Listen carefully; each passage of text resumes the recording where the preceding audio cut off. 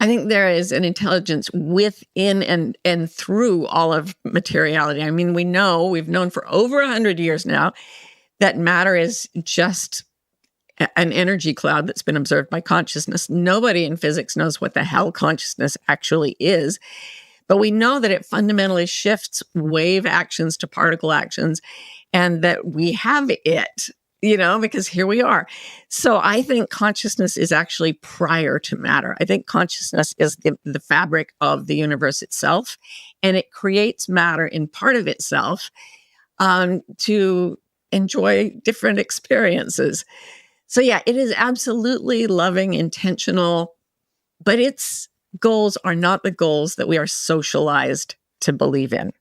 They are, I think, our goals at heart or in the marrow of our bones, in our souls, but they differ from what we're told by our cultures. And we all, no matter where we come from, even if it's the culture of a couple, it might keep you away from integrity between all your ways of knowing. And your job is to find the place you're out of integrity and align so that you can continue to be like a larger and larger conduit of this, as I said, wildly loving, fantastically intelligent consciousness that ultimately we all are. I have a number of follow-ups to that. So the first would be, do you have any practical tips for people kind of just observing their integrity and realigning when they're out of it?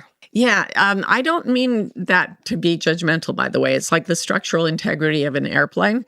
If the pieces are in order, it flies. If they're completely out of alignment with each other, it doesn't fly. And so if your life is not working, you look at the spot where it's not working, like your relationship isn't working, you don't love your job, your health isn't great, whatever it is.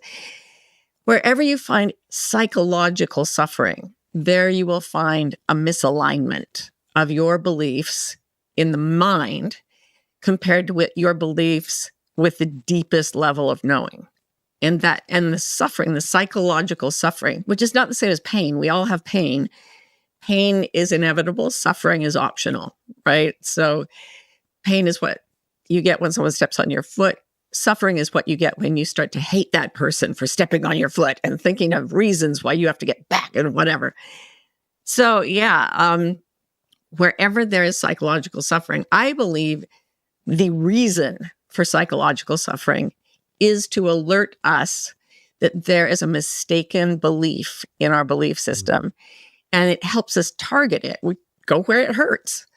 And there you will find something that you believe deeply, but it will still hurt. And your job then is to use the brilliant human mind you've got to pierce the illusion that belief represents. And it's an interesting exercise in the ego dismantling itself, but it's there as an ally. Suffering is our greatest ally and our teacher and our way home. I totally agree.